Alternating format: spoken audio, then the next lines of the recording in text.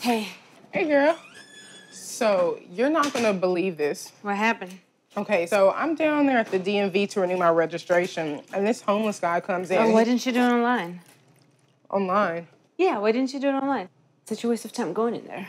Well, I didn't, okay? So, anyways, this homeless guy comes in, and he's... Homeless guy? From where? She's just some homeless guy, okay? Are you gonna let me finish the story or not? So, go ahead.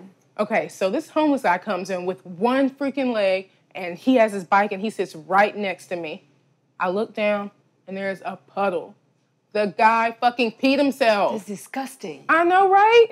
So what did you do? Well, I just reached over, I grabbed the back of his neck, and then I pushed his face in the piss puddle. You did not. I didn't. But that would have been a good story, right? Man.